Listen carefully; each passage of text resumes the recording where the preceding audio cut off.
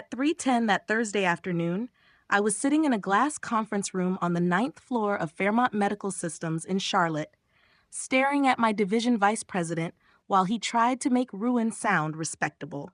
His name was Randall, and he had the kind of careful face executives wear when they are about to hand you bad news and hope their politeness will keep your anger from spilling onto the carpet. He kept one palm flat on a beige folder in front of him, like if he held it steady enough, the words inside it wouldn't hit quite so hard. But I already knew what was coming. I had known for weeks. Contracts had slowed, departments were tightening, and the kind of meetings that showed up on calendars without detail had started multiplying. When he finally said my role was being absorbed into a broader restructuring initiative, I almost felt relieved. At least the waiting was over. At least the blade had finally dropped. I thanked him. That was the part that seemed to unsettle him most. Not tears, not begging, not anger, just my calm. He explained severance, benefits, references, next steps. I nodded at the right moments and kept my hands folded in my lap. What he did not know, what no one at Fairmont knew, was that I was only days away from finalizing a buyout deal for the healthcare scheduling company I had quietly co-founded 4 years earlier. While he was explaining how unfortunate this all was, I was thinking about a completely different folder, a completely different meeting, and a number large enough to change the direction of my life. I walked out of that building unemployed on paper, but not undone, not even close. By the time I got in my car, the sky over Charlotte had turned that washed-out gray blue it gets before dusk, and traffic was already thick. My severance packet sat on the passenger seat. My real future sat in my inbox. I drove toward Lake Wiley with both of them beside me, but all I could think about was dinner. I had planned to tell my family that night. I had pictured it several times over the last week. My father leaning back in his chair, Denise covering her mouth in stunned silence, Caleb actually speechless for once. I had even imagined the moment after, the softer one, when I would tell them I had already arranged something for them. Because despite everything, despite all the years of being the dependable one, the one who fixed things before anyone else even noticed they were broken, some part of me still wanted to be the daughter who brought relief to the table. Some part of me still thought maybe love would finally look like recognition if I arrived carrying enough value. When I pulled into the driveway, Caleb's truck was already there. That should have warned me. So should the fact that all the lights in the main house were on. Even in the front sitting room, nobody used unless something was being staged. I had been living in the detached guest cottage behind my father's house for 11 months, ever since my divorce. It was supposed to be temporary, just long enough for me to breathe, regroup, and decide where I wanted to go next. I had paid my own way, kept my own schedule, asked for almost nothing. But families like mine have a way of turning your quiet self-sufficiency into an assumption that you take up no real space, that you can be moved, postponed, or displaced without too much trouble. The minute I stepped into the dining room, I felt it. The air was wrong, too still, too arranged. My father sat at the head of the table in a pressed blue shirt, his expression already fixed. Denise was spooning spinach onto her plate with the deliberate gentleness she used when she wanted to appear calm in the middle of something ugly. Caleb looked wound-tight, jaw clenched, bourbon glass already half empty. And near the stairs, I saw an overnight bag that didn't belong there. I noticed it before I sat down, before anyone spoke, before I understood exactly what I was looking at. "I've got some news," I said once I took my seat. My father nodded once. "Go ahead." I told them Fairmont had cut my position. I kept it simple, direct. No drama, no self-pity, just the truth. Caleb's reaction was immediate. "Then what am I supposed to do about the line of credit?" I looked at him, honestly thinking for a second I had misheard him. But he just stared back at me, tense and irritated, like my job loss was an inconvenience he had not budgeted for. Denise set her fork down and asked how long my income would continue. Not whether I was okay, not whether I needed help. A timeline, a calculation. My father didn't say anything at first. He just folded his hands the way he always did when he had already made a decision and was waiting for the room to catch up. Then he said, "Your brother and Tessa need somewhere to stay for a while." I felt my body go completely still. What does that mean? It means the guest cottage makes the most sense, Denise said softly, as though softness could disguise the shape of what she was doing. Caleb finally leaned forward. The landlord sold the building. We've got no time, Nora. Tessa's pregnant. We need stability. I stared at him. So because I lost my job today, your solution is to take my place. Don't make it sound like that, he snapped. My father reached toward the wall by the kitchen entrance where the spare keys hung. He took the extra cottage key from the hook, walked back to the table, and placed it in front of Caleb. The sound it made against the wood was so small. That was the worst part. Not loud, not dramatic, just final. You've always been capable, my father said, looking at me with the cold practicality I had spent my whole life trying to earn my way around. You'll recover faster than they will. I laughed then, but it came out thin and sharp. You're throwing me out. No one is throwing you out, Denise said quickly. We're asking you to be understanding. I looked at her, then at Caleb, then back at my father. Tonight? He held my gaze. Take what you need tonight. You can collect the rest tomorrow.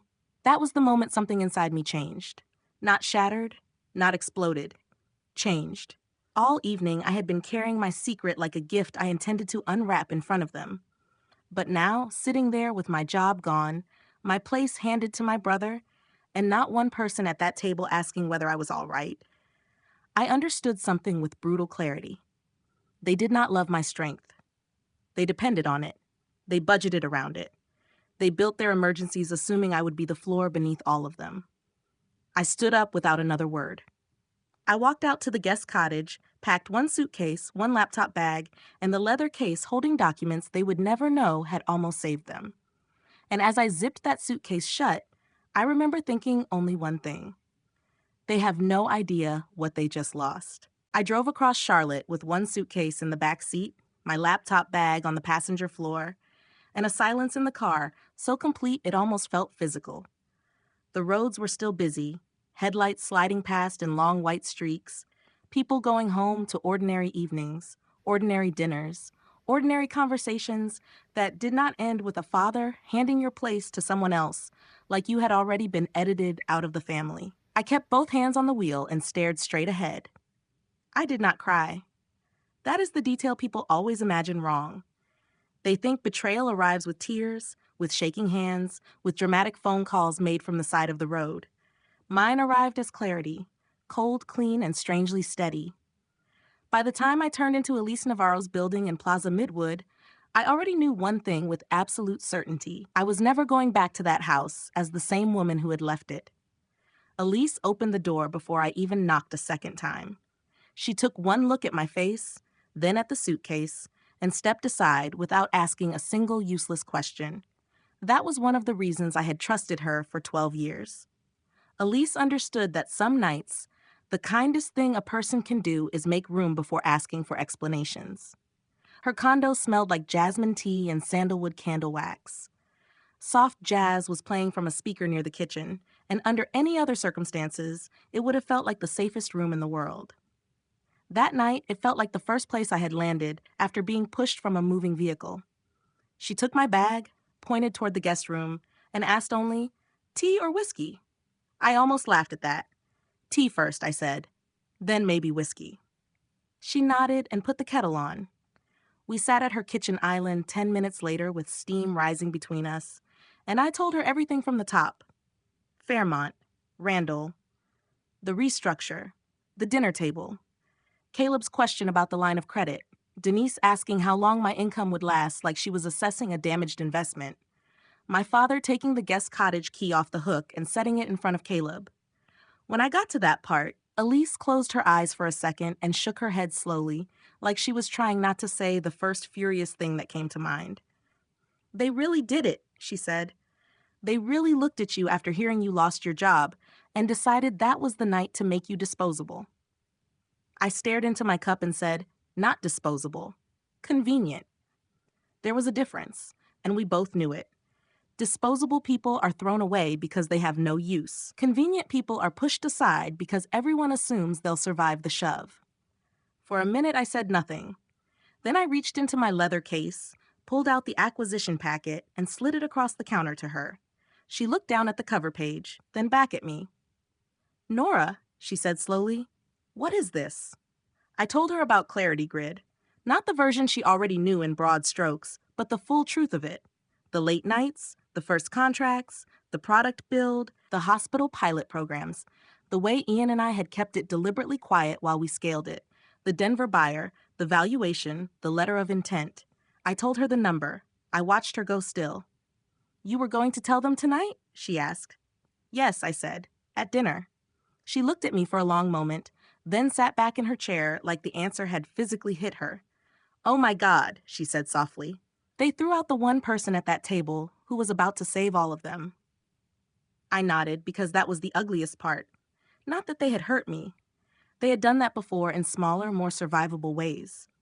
It was the timing, the precision of it. The fact that if they had waited 1 hour, one single hour, I would have told them that the daughter they treated like movable infrastructure had already arranged a future for them they did not deserve. I told Elise about the side provision I had built into the acquisition structure. How, if I activated it before closing, Daniel Sloan would route $168,000 to pay off my father's mortgage and another $42,000 to clear Caleb's credit line and equipment debt. I had designed it quietly, privately, almost tenderly, the way people do when they are still hoping generosity might finally be seen as love instead of obligation. Elise put both palms flat on the counter and just stared at me.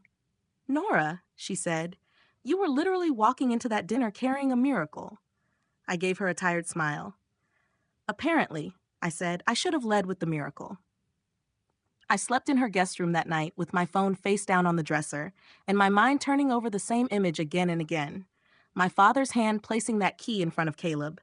Not shouting, not arguing, not asking, just transferring ownership of my place in one neat motion, like he had done the math and found me easiest to move. By morning, whatever softness had remained in me was gone. In its place was something quieter and far more dangerous. Resolve. I showered, borrowed one of Elise's mugs for coffee, and called Daniel from her balcony just after 8. He answered on the second ring. Morning, Nora, he said. You still good for Monday? I looked out at the street below, at dog walkers and parked cars and a delivery van double parked with its flashers on, and said yes, but I need one change. He was silent for half a second. The family disbursement provision, he asked. That was Daniel, always 2 steps ahead, never theatrical about it. Yes, I said. Remove it. Another brief pause. Then? Understood. His office on South Tryon was all dark wood, glass walls, and the kind of calm money pays to be surrounded by. Monday afternoon, he had the full packet waiting on the table when I walked in. The buyout terms, the equity breakdown, the closing timeline, and on top, clipped separately, the family carve-out I had once thought would be the most meaningful document I ever signed. Daniel walked me through the revisions, then slid that final packet toward me. If you still want this included, he said, tapping the corner lightly, we execute it today. I picked it up and read every line, even though I already knew them by heart. I read the mortgage routing language, the beneficiary instructions, Caleb's debt allocation, the escrow timing, every exact, mercilessly clear sentence.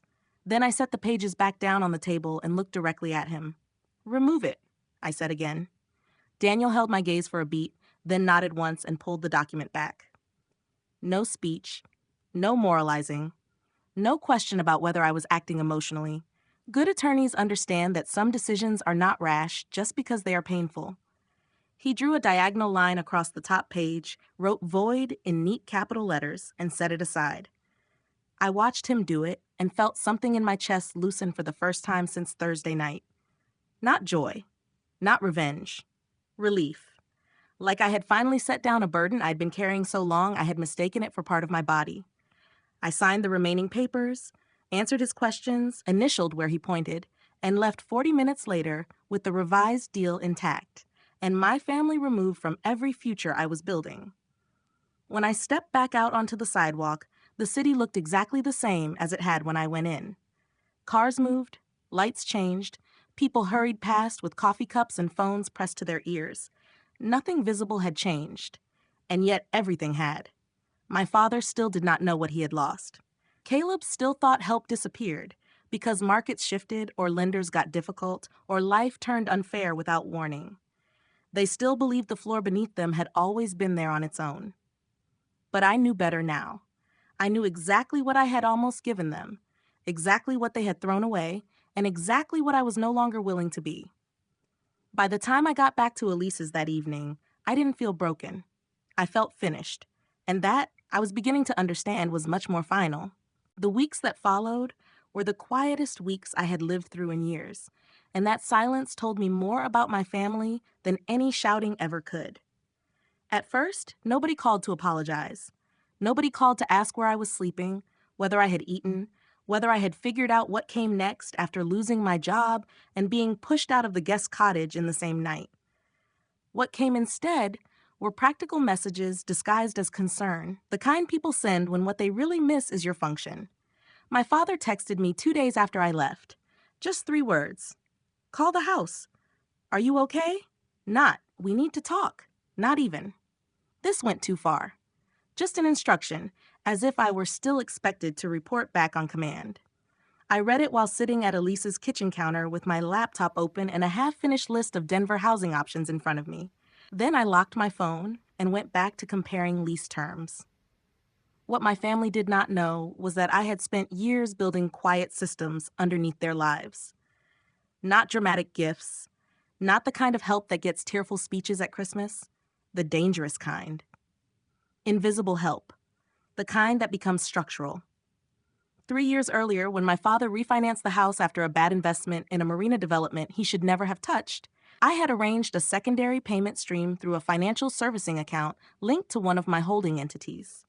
It wasn't enough to pay the mortgage outright, but it softened the burden every quarter.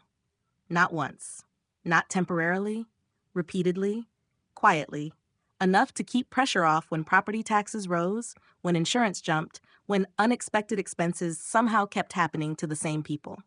Caleb's situation was worse in a different way.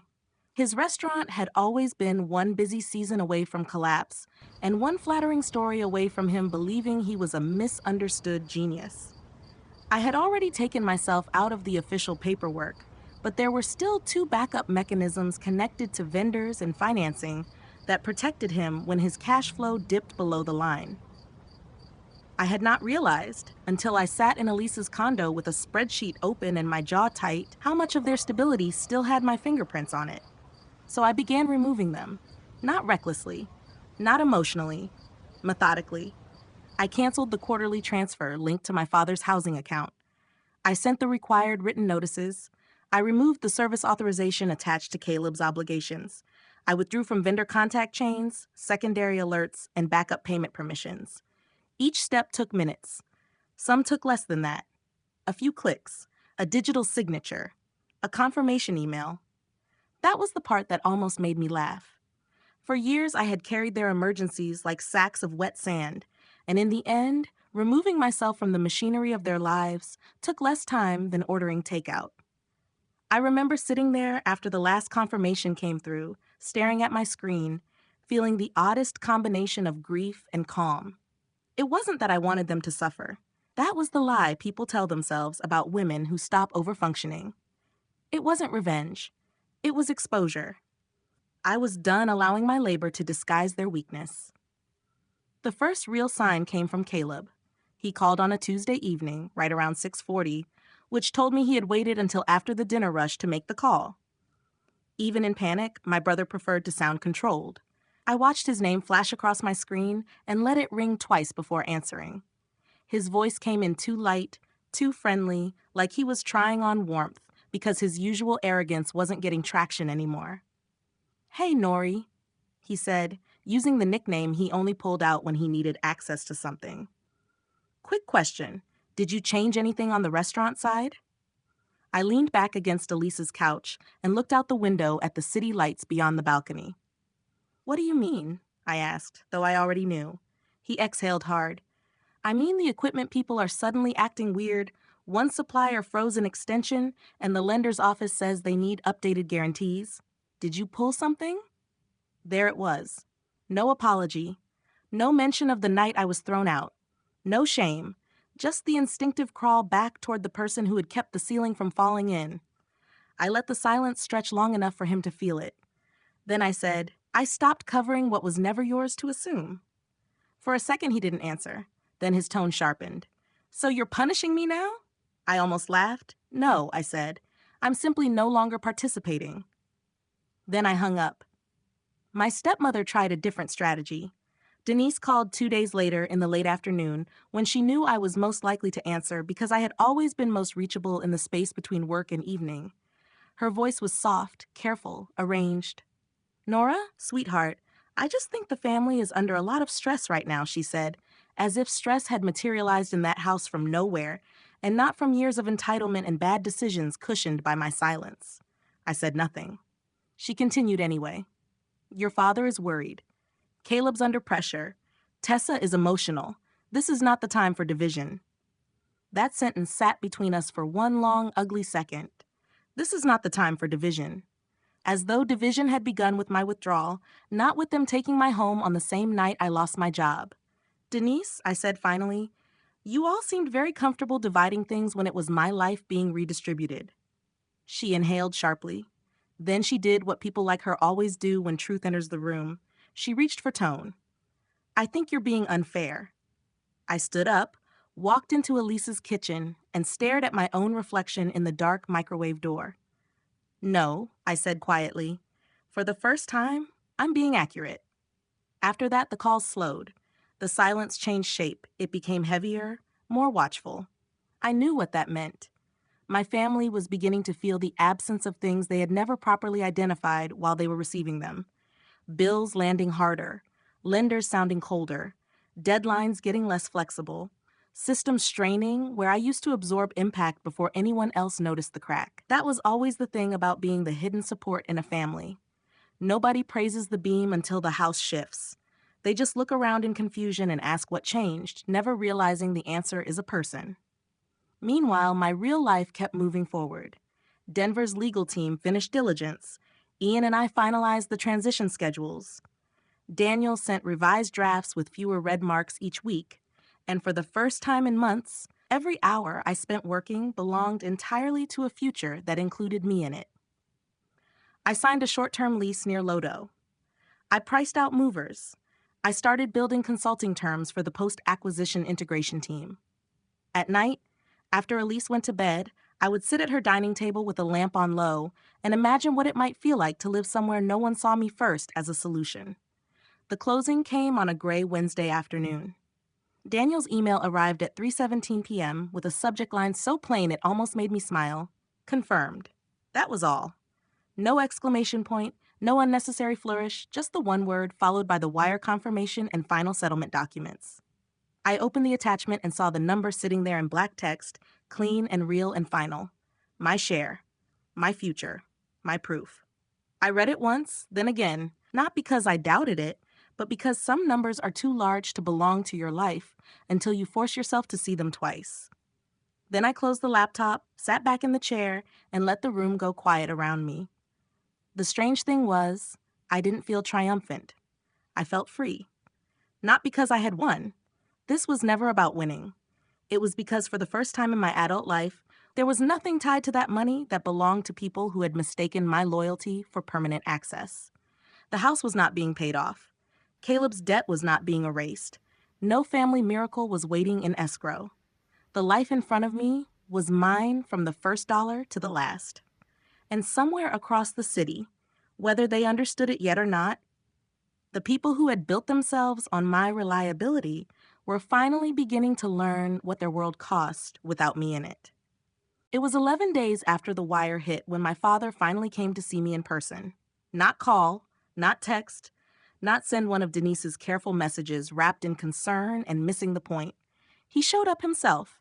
Elise had gone downstairs to collect a package and came back up with an expression I had never seen on her before, somewhere between disbelief and pity. "Your father's outside," she said. For 1 second, I didn't move.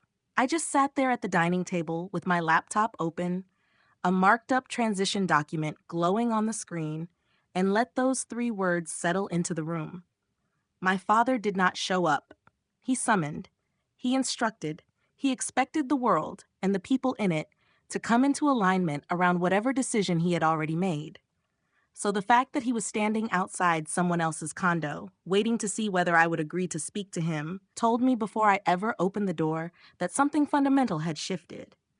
He looked older. That was the first thing I noticed. Not weak, exactly. My father had always been too proud to allow himself to look weak. But the sharpness was gone from him. The certainty.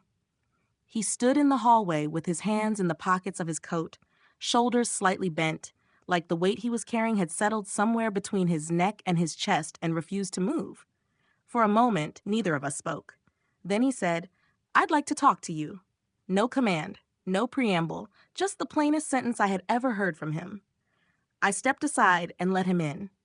Elise disappeared into the guest room without a word, because she understood that some conversations require witnesses nearby and invisible all at once. My father sat on the couch. I took the chair across from him. And then I waited, because after a lifetime of being the one expected to soften the moment for everyone else, I was no longer interested in making this easier for him. He started, like I knew he would, by circling the truth instead of walking straight into it.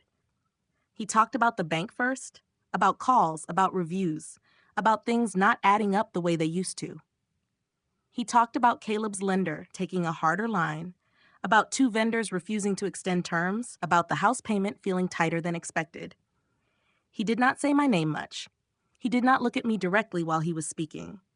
He kept his eyes on his hands, rubbing one thumb slowly over the side of the other, and for the first time in my life, I saw what guilt looked like on him. It did not make him softer. It made him smaller. Eventually, after he had described all the symptoms without naming the disease, he stopped. The room went quiet. I could hear the hum of Elisa's refrigerator from the kitchen and the faint noise of traffic outside. Then he asked, "How long were you helping us?" That question sat between us for a second before I answered. "A long time," I said. My voice sounded calm, even to me. Long enough that you should be embarrassed to ask it now. He flinched at that. Good. He should have. He looked up then, finally, and there it was. The thing I had waited years to see from him and had once thought would heal something when it came. Not authority, not irritation, recognition, painful late recognition. "I didn't know," he said quietly. I held his gaze. "No," I said. "You didn't, because you never asked the kind of questions that would have led to the answer." He swallowed. I could see him trying to put years together in his head, trying to trace the invisible architecture of his family and understand all at once that I had been standing underneath far more of it than he had ever imagined. "The house," he said slowly. "The restaurant. Was that you two?" I nodded once. "Parts of it. Enough of it." He leaned back then like the truth had physical weight. I watched him do the math in real time. The refinancing. Caleb's repeated near misses. The way problems had always seemed to ease just before consequences became permanent. He was finally seeing the system as it really was, and he didn't like what it said about him. "You were going to tell us that night," he said. It wasn't a question, just a terrible conclusion arriving at last. "Yes," I said, "I was." The silence that followed was the deepest one we had ever shared. No anger in it anymore, no confusion, just fact. He put his hand over his mouth and looked down. "And I handed your place to your brother," he said. "Yes," I said again. "You did." I did not soften it. I did not rescue him from the sentence. I had spent too much of my life cushioning the truth so other people could survive hearing it. He could survive this one without my help. When he finally spoke again, his voice had changed. It sounded rougher, less defended. "I think," he said slowly, "that I got so used to you being the one who could handle things that I stopped seeing what it cost you." I sat very still. That was probably the closest my father would ever come to an apology that had real blood in it. And once, years earlier, I would have taken it like water in the desert. I would have built forgiveness around it in an instant. But something had changed in me since the night he placed my key in front of Caleb. I no longer mistook late understanding for repair. "You didn't stop seeing the cost," I said. "You got comfortable benefiting from it." He closed his eyes for a second. His chin dipped once, almost like a nod. He knew I was right. That was the thing about truth when it finally lands in the right room. It does not need to be argued for. It just stands there. I told him then that I was moving to Denver in 9 days, that the acquisition had closed. that I had accepted a strategic advisory role for the transition year, that I had signed a lease and hired movers and built a life that did not require anyone at his table to approve of it. He listened without interrupting. When I told him I would not be re-entering the family as financier, he didn't protest. That surprised me more than anything else. Maybe by then he understood there was no road back to the arrangement we had all lived inside for years. Or maybe he simply realized that once a daughter sees herself clearly, she becomes very difficult to manage with guilt.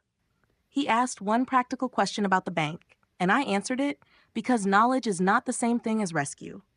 I gave him the name of the department he needed, told him what to request, and left the rest in his hands.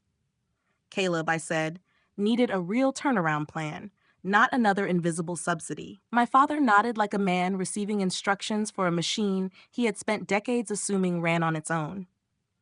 When he stood to leave, he looked around the condo as if noticing for the first time that I had built safety elsewhere. At the door, he stopped. "I did love you," he said, not looking at me when he said it. I believed him, which was the saddest part, because love had never been the absence in that house. Justice was, care was, respect was. My father loved me the way people love strong bridges, gratefully, dependently, and most often while walking across them toward someone else. "I know," I said, and I did. That was what made the whole thing so tragic. Not that he had never loved me, that he had loved me while still finding it acceptable to use me. 9 days later, I left Charlotte before sunrise. Elise drove me to the airport, and neither of us spoke much on the way because there are some departures that do not need to be filled with language. I boarded with one carry-on, one laptop bag, and a life that finally belonged only to me.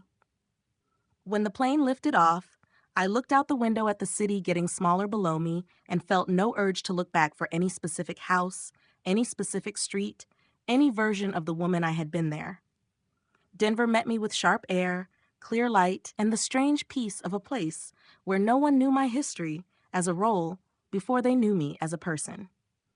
I moved into a brick townhouse with a narrow balcony and enough quiet to hear my own thoughts again. I bought a dining table that no one had ever cried over. I set up my office. I unpacked my coffee mugs. I slept through the night. And somewhere between the closing documents, the move, and the first morning I stood in my new kitchen with sunlight across the floor and realized there was nobody left in my life treating my strength like public property, I understood the final truth of it. I had never been the extra daughter. I had never been the convenient one. I had been the structure, the hidden beam, the silent reinforcement. Everyone stopped noticing precisely because it never failed. And the day they forced me out, all they really did was remove the one thing that had kept the whole system from showing its cracks. They thought they were choosing my brother over me. What they were really choosing was to find out how their lives worked, when I was no longer willing to hold them up. Thank you so much for staying with Revenge Story House all the way to the end.